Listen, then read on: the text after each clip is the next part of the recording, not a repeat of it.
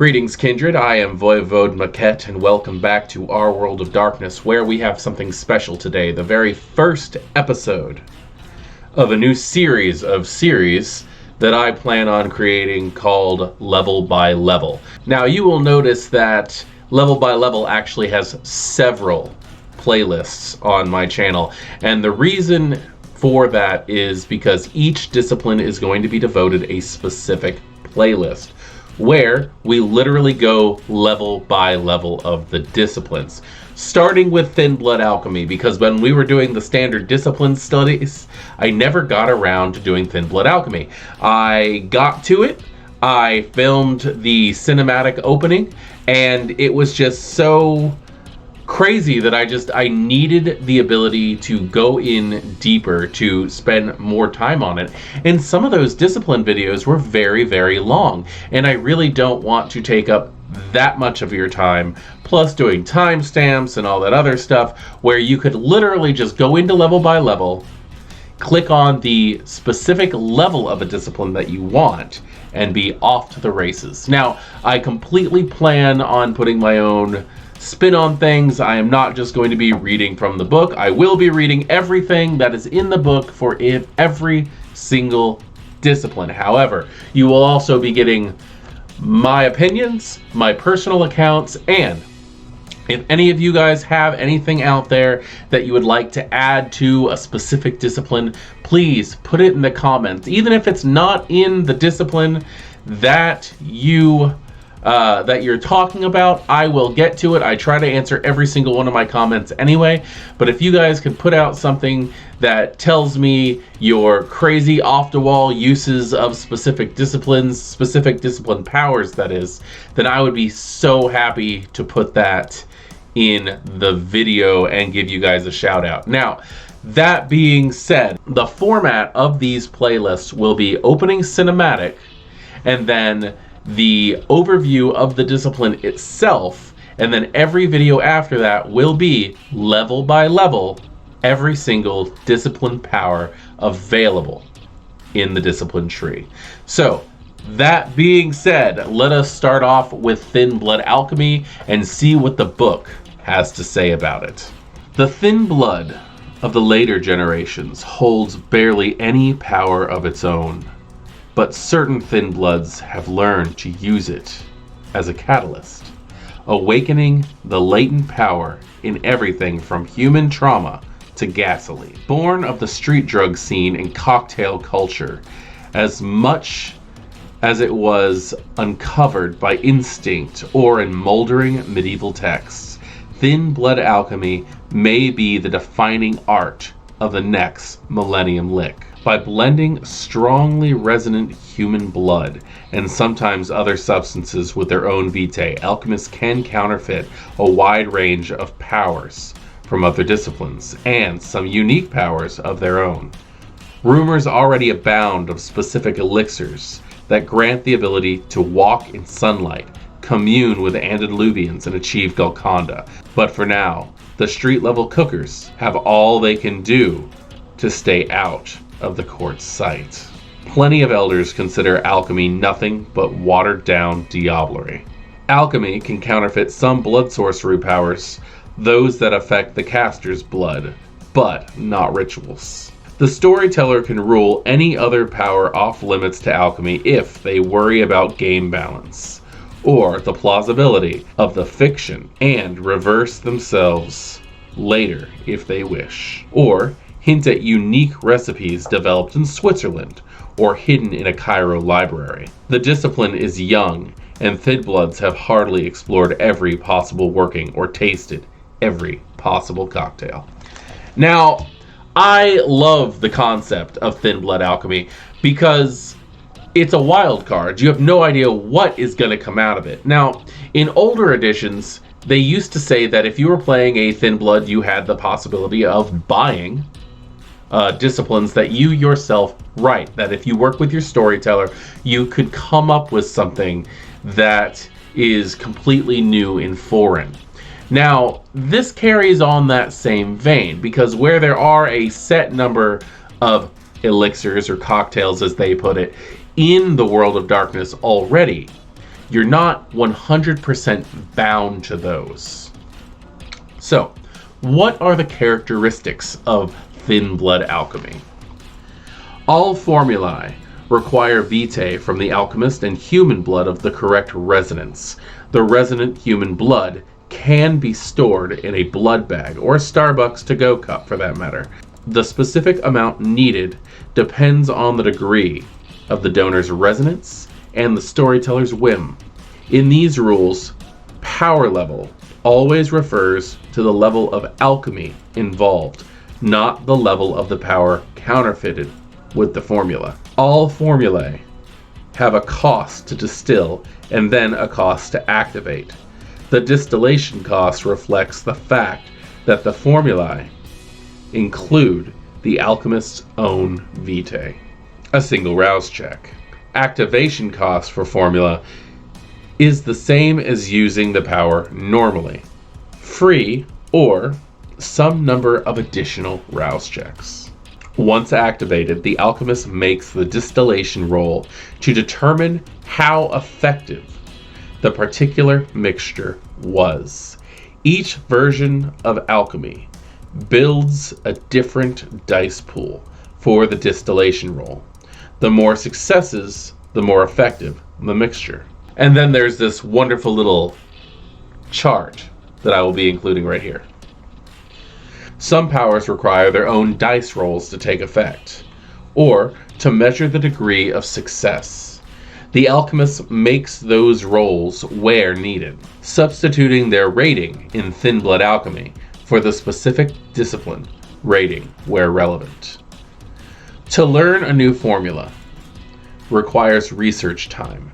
Whether the alchemist spends it poring through libraries or in meditation or on tasting expeditions or performing laboratory experiments, players should write down which formulae their character already knows and any special ingredients required. A character receives a formula for free for each dot of thin blood alchemy and can purchase additional formulae with experience and experimentation. So the whole idea of thin blood alchemy, at first at least, is to imitate what other kindred can do, to activate those latent abilities that are inside of the blood already. Because if we all come from Cain, and Cain had all disciplines, there's no reason why we would not be able to tap into those latent powers that are not acclimated into our bloodstream. And since thin bloods are not connected to the antediluvians, there's no boundaries on what they can accomplish, but they do have to add things to the blood to make things work. This is actually kind of interesting because in the older systems that I used to play, specifically 2nd edition revised and also V20, when I ran my games, I had this story arc one time where I just included antediluvians and what their powers were and things like that. And when the antediluvians were developing their own disciplines, what are now the amalgams and things like that, to make the disciplines work, I had them adding things to the blood. It's kind of interesting that in my old plot lines, the antediluvians were in fact practicing their own version of blood alchemy. Now, Masquerade Threats.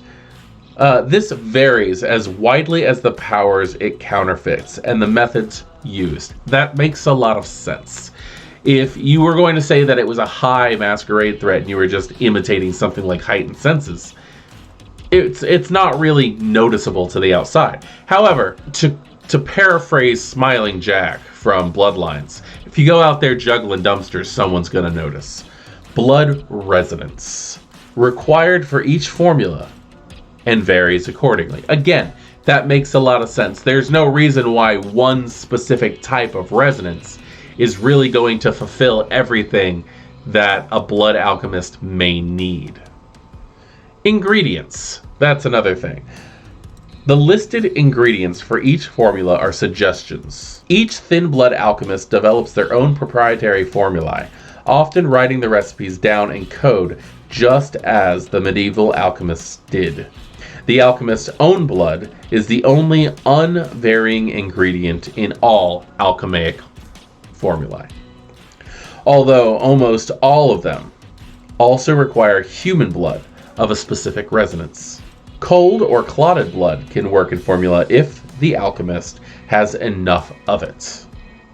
Ingredients need not be physical. A specific experience or emotion caught in the blood can be just as powerful as a rare research chemical. The storyteller should modify the dice pool up or down by 1 or 2 based on the quality of the ingredients, and perhaps by originality, if the player comes up with suitable nasty or bizarre things for their alchemist to use. That's very fun, and I gotta say that I like the idea that this is a discipline that's been brought on the dirtier aspects of modern life. And I really can't say dirtier aspects of modern life because we've always had a drug culture in human society. The opium dens in the Victorian ages, when cocaine was all the rage in the 1980s. Thin blood alchemy has actually been bred off of what almost feels like meth lab culture, if anything else. For that matter, I really suggest anybody who wants to play a Thin Blood, watch Breaking Bad and try to see what kind of things could actually come up. In fact, as a storyteller, I would actually suggest that other storytellers watch shows like Breaking Bad as a way of seeing what kind of trouble the Duskborn can actually get into while trying to create an enterprise on Thin Blood alchemy. As a rule of thumb, add 1 die for very rare or expensive ingredients. Ones that require at least a story to source, or resource dots higher than the level of the formula. Subtract 1 die for cheap substitute ingredient you can buy at a big box retailer. Many formulae include easily available industrial chemicals or food as standard ingredients. Involve this penalty only when the character substitutes such things as superior ingredients listed. This is something you should definitely take into consideration. Not the scarcity of some ingredients, which by all means that needs to be taken into consideration too, but also the concept of basing an entire story arc to get a hold of specific ingredients to perform something for blood alchemy. What if a character needs to imitate a more specialized discipline or one of the amalgams? Maybe that would be one of those things where they would spend the time to try to figure out what they need to do. This could be an entire story arc for a character, or even a coterie of Thin Bloods.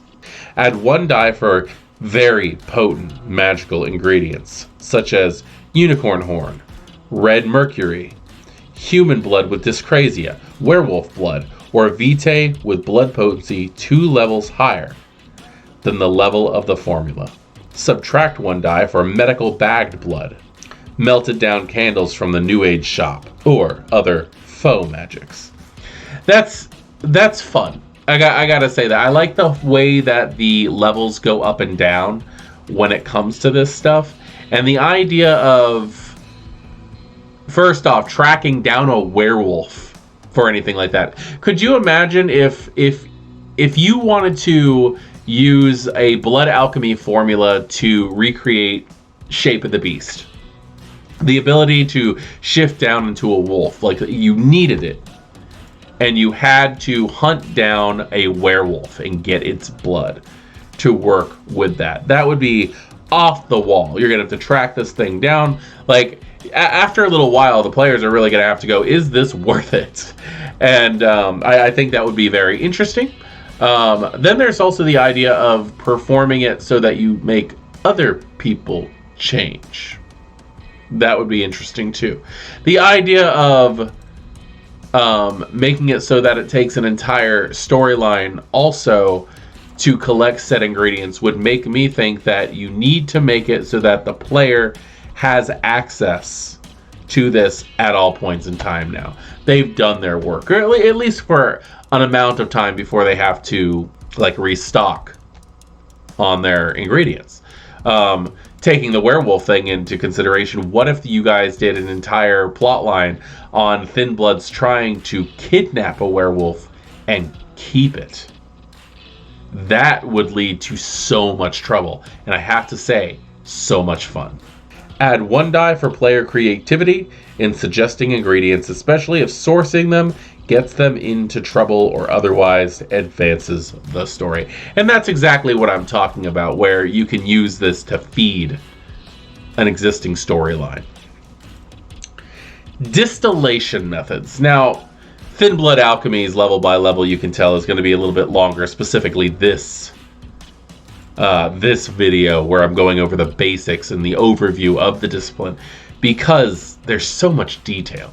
And that's something that I think that we need to really appreciate about V5, is that there's so much attention to detail when it comes to this kind of stuff. Now, they're not telling us, oh, here's a list of ingredients that you have to have, but they are at least giving us suggestions and also leaving it open to interpretation of what the players and the storyteller will allow happen. So trial and error is going to be a big part. But distillation, how you condense the blood down into a magical formula,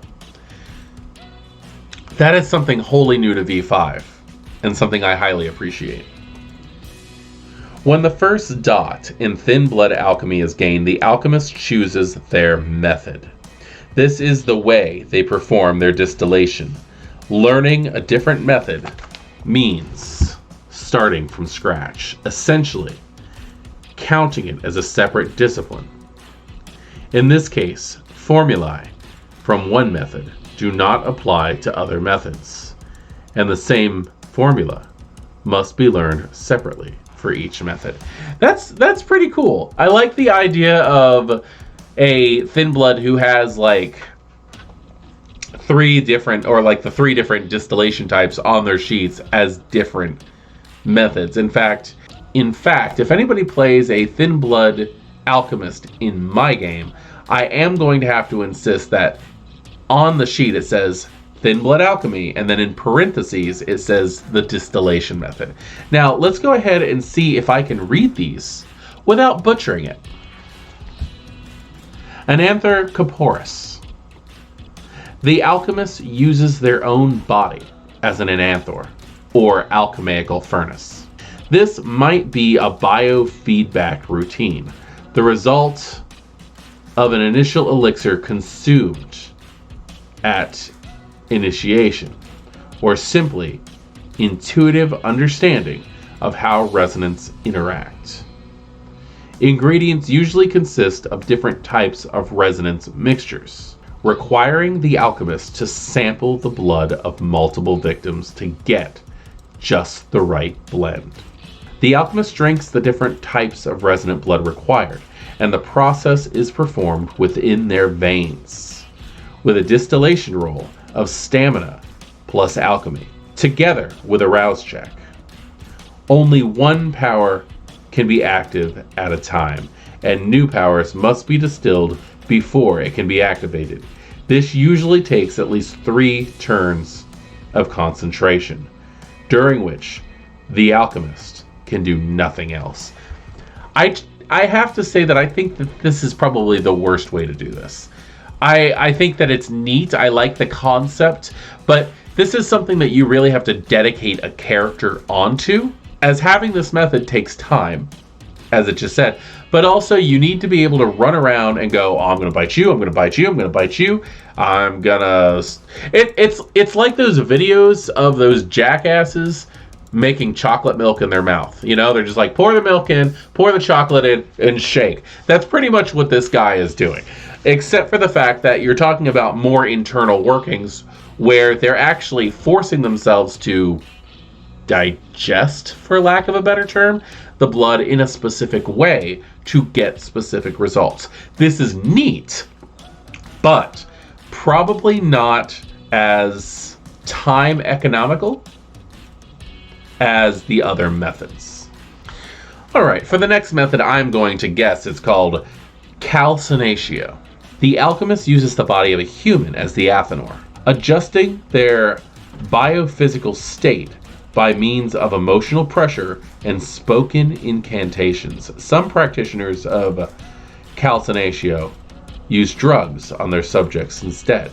The alchemist feeds their blood to the chosen human, paying the distillation cost, and makes the distillation roll with manipulation plus alchemy. The human's entire body distills the formula.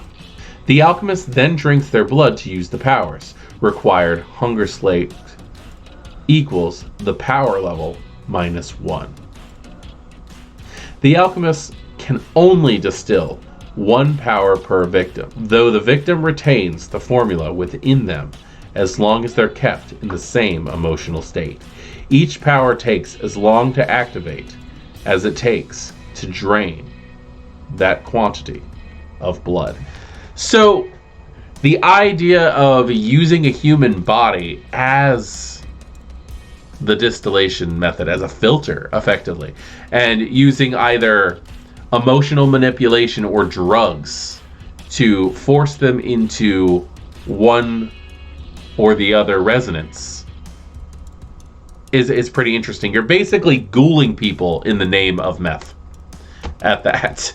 And the idea of, as I said up here, required hunger slate equals power level minus 1. So in other words, if you're trying to activate a level 3 power or trying to duplicate a level 3 discipline, you would actually have to drink 2 blood traits from this individual, if I'm understanding that right. I'm pretty sure I am. I have a wonderful community out there who will correct me, and I appreciate that always.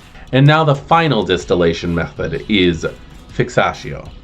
Lacking the physical or social predilections of the other methods, the alchemist uses a conventional athanor, such as a kiln or a metalworking furnace, a meth cooker, a repurposed propane tank, or the like. This method most resembles classical alchemy. The alchemist pours their blood as well as inert, unusual ingredients into the athanor, pays the distillation cost, and distills them inside with an intelligence plus alchemy roll. The resulting formulae are fixed, meaning that the alchemist can carry them around on their person and imbibe them to activate their power. Roll the distillation roll upon consumption, not upon production. However, without a laboratory, they cannot make any more. At most, they might be able to one pot a week, level 3 or less formula, using a pressure cooker or other field expedient. Using such unsuitable equipment reduces the distillation pool by 2 dice. The alchemist can carry a number of mixed formula of any level equal to their wits or dexterity, keeping the vial safe, stable, hidden, and leak-proof is not a trivial task. The storyteller can decide if each vial takes up the space of a syringe, a can of Red Bull, or a thermos. The alchemist can store a number of fixed formulae of any level, equal to twice the sum of alchemy plus their dots in Haven. A refrigerator is almost a necessity.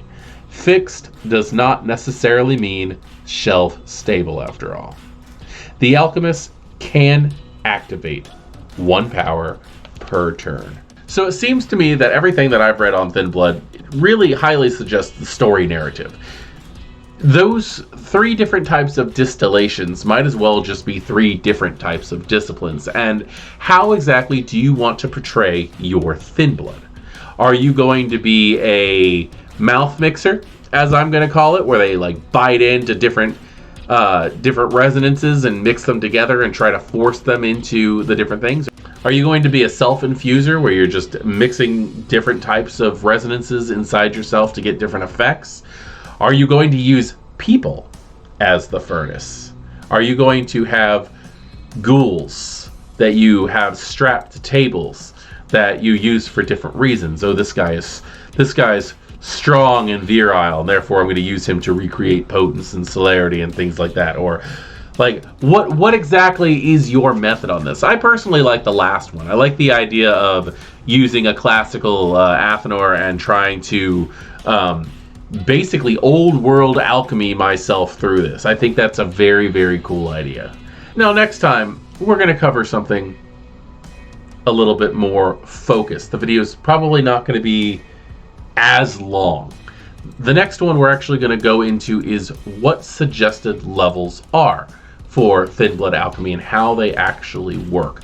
I'm incredibly excited on going into this deep dive and using each video to dissect these disciplines, because Thin Bloods make amazing PCs, but they also make incredible NPCs. And having groups such as the Ash Finders, or perhaps just a Thin Blood drug ring trying to survive in the chaotic world of kindred politics, could really add something visceral to a story. I look forward to hearing from you on the things that we've covered here. This is an open forum classroom, and feel free to raise your hands. I will answer everyone's questions as I can and as they come. So, I am Voivode Maquette. This has been Level by Level, the introduction of Thin Blood Alchemy. Class dismissed.